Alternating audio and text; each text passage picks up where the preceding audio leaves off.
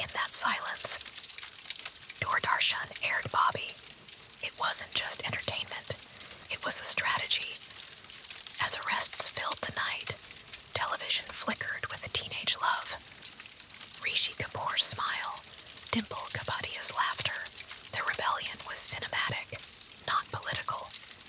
The government called it a national broadcast. Critics later called it a distraction. The logic was simple. If people were busy humming Main Shayar Tanahi, they might stop asking inconvenient questions. It worked for a while. The young watched romance instead of resistance, and the emergency found its soundtrack not in slogans, but in violins. That night, Bobby wasn't a movie. It was mood management, a love story broadcast by a government that no longer trusted love for freedom. I'm so glad we're here together, wishing you peace, harmony, and historic inspiration. But before we dive in, take just a second to subscribe to the channel.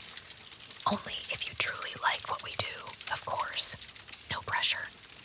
And before we set off on this cinematic journey through time, tell us where you're listening from and what time it is right now.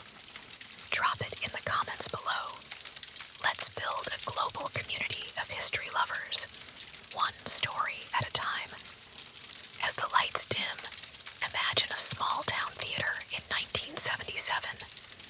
The projector sputters to life, dust catching the beam like a constellation. Outside, the nation is still arguing about right and wrong. Inside, Amitabh rages beautifully. Rekha holds her ground with quiet fire. Kishore Kumar's once forbidden voice fills the hall again. Asha Bhosle teases joy back into the air, as if melody itself were rebellion. And somewhere in memory, Snehalatha Reddy's courage lingers, silent, patient, undefeated. The film ends, the applause rises, and for a few seconds, it feels as though India has remembered how to breathe. The 1970s marked cinema's coming of age, a time when film turned from mirror to manifesto. The gentle moralism of the 1950s and the romantic idealism of the 1960s gave way to urgency, impatience, and fire. As one critic wrote in Screen Weekly, the real stopped pretending to be fantasy. It started behaving like fact. The screen that once sang of love and longing now burned with anger. Gone were the dreamers under monsoon skies, replaced by men with calloused hands, women with steel in their voices, and stories that refuse to apologize. If the 1950s built the dream, and the 1960s danced in color, the 1970s kicked the door open and asked, now what? This was the decade when Indian cinema grew teeth. Outside the theaters, the country was restless. The decade began with the Indo-Pak War of 1971, which led to the birth of Bangladesh. For a brief moment, India glowed with pride, but victory aged fast. By 1973, the global oil crisis arrived like a storm with a bill attached. Prices doubled, fuel vanished, and queues grew longer than patience.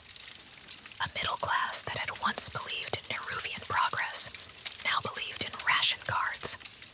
Corruption crept into headlines. Scams, shortages, and strikes filled the newsreels.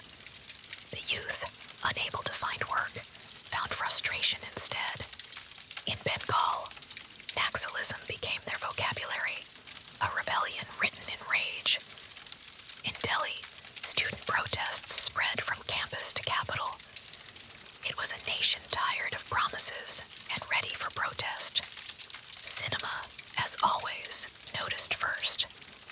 The heroes of the 1960s, suave, smiling, optimistic, suddenly felt out of place.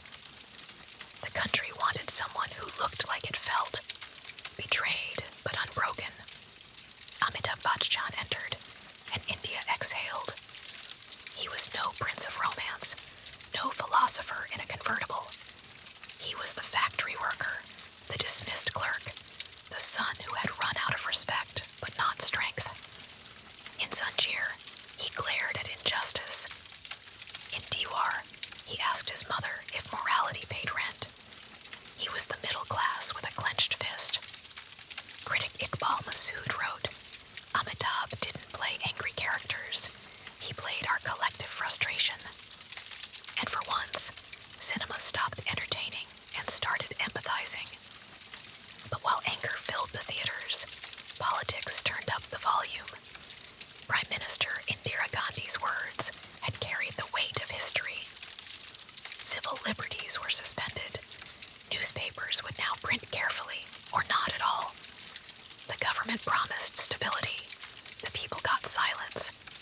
Censorship arrived with scissors and a smile. Editors learned to self-edit before the censors did. Later, L.K. Advani would tell the press, when you were asked to bend, you crawled. It stung because it sounded true. Films were not spared. The political satire, Kissa Kursi Ka, a sly critique of power, was banned, and every reel was confiscated and burned. Aandhi, a gentle story of a woman politician, torn between personal and public life, was quietly withdrawn after people saw too much resemblance to the Prime Minister herself. When democracy paused, cinema learned to whisper. Even music met censorship. When Kishore Kumar refused to perform at a government event, his songs were banned from all India radio. But India had an alternative. Radio Ceylon. It floated across the airwaves like a pirate with perfect pitch. You could silence a singer, but not his echo. Some artists paid heavier prices. Actor and theater activist Snehalatha Reddy was detained under the Maintenance of Internal Security Act. Her health failed in custody. Her courage didn't. She became one of the emergency's quiet martyrs, remembered not for screen roles, but for integrity. Under censorship, cinema grew clever. When you can't say the truth, you sing it. When you can't show rebellion, you choreograph it. A villain with sunglasses at midnight might just be a minister in disguise. A hero defying the system might be everyone in the audience. The irony of it all was that even as political speech shrank, popular cinema expanded. Manmohan Desai's Amar Akbar Anthony, released during the emergency, made faith, fun, and family coexist in the same frame. It was absurd, loud, and miraculous, the exact antidote to political control. Desai famously said, "Logic is the enemy of emotion," and audiences, suffocating under regulations, agreed. The louder the movie, the freer they felt. Yet even escapism felt political. Amitabh's fury was resistance in slow motion. The humor of Rishikesh Mukherjee's Chupka Chupka and Golmaal was rebellion in disguise. Under censorship, laughter became a weapon. And then came the voice from the street. Jayaprakash Narayan's Total Revolution movement had already filled the air with discontent before the emergency locked it down.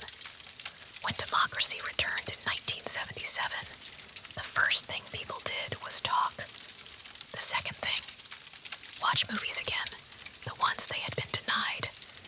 Aandhi was re-released. Kissa Kursi Ka resurfaced. India remembered that freedom of expression, like cinema tickets, was better when it wasn't black market. That same year, the ballot box spoke. Indira Gandhi lost the election. The emergency ended. And a nation that had spent 21 months in silence rediscovered the sound of its own voice. Meanwhile, the 1970s heroine had changed too, both because of politics and despite it. In the 1950s, she was the conscience of the home. In the 1960s,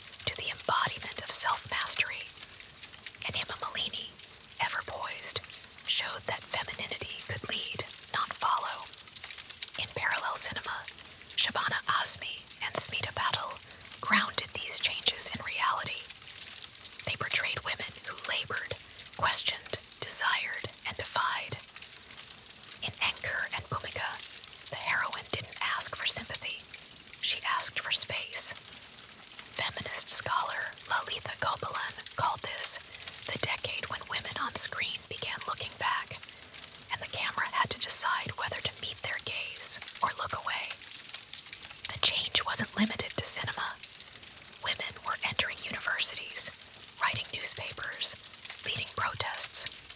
Society was shifting quietly but decisively. Cinema didn't lead that change, but it amplified it. The intersection of politics and cinema became even more literal. In the South, film star M.G. Ramachandran (MGR) turned adoration into election results, becoming Chief Minister of Tamil Nadu in 1977. Actors learned that the fan club could double as a campaign team. Politics borrowed cinema's spectacle, and cinema borrowed politics' slogans. Indira Gandhi's rallies were framed like wide shots, flags waving, faces glowing, speeches timed like climaxes. In return, cinema borrowed her style of power, decisive, dramatic, unapologetic. As one journalist quipped, in the 1970s, India didn't just watch movies, it lived in one. And yet, not all films were fantasy. Parallel cinema pushed back against comfort. Shyam Benegal's Nishant and Manthan examined power and resistance. Govind Nihalani's Akrosh stripped corruption of its metaphors and showed it naked. These weren't box office giants, but they were moral victories. They proved that realism, though quieter, could echo longer. Amid all this turbulence came a film that somehow combined everything: friendship, freedom, fury, and folklore. Sholay, 1975. Released into a country under curfew, it offered catharsis disguised as entertainment. Jai and Viru represented loyalty, Thakur represented justice, and Gabbar Singh represented every authority that had lost its moral compass. His laugh, that iconic chilling echo, filled a silence the state couldn't control. Philip Ludgendorff later called Sholay India's unofficial parliament, where every emotion got to speak. It was cinema as democracy, loud, messy, and gloriously alive. As the decade wound down, India's mood softened. The emergency ended, the JP movement faded, but the question stayed. Inflation still bit, unemployment still hurt, corruption still lingered. Yet somehow, the country had learned to talk about them through film, through music, through laughter. The late 1970s gave us Dawn, Trishul, Mukaddarka Sikandar, stories of ambition born from struggle. They weren't fairy tales, they were survival manuals. The villains got flashier, the heroes grayer, the heroines sharper. Cinema had learned to reflect a world where right and wrong often shared the same dinner table. Looking back, the 1970s were not just a decade of movies. They were a decade of moods. From the war to the emergency, from protests to pop songs, everything was political and everything was personal. Cinema became the nation's therapist, listening, entertaining, healing. It gave us rebellion that rhymed, tragedy that sang, and courage that danced. It reminded us that even when voices are banned, melodies find a way. As sociologist M. Madhava Prasad observed, the Indian cinema of the 1970s was not fantasy against reality. It was fantasy for survival.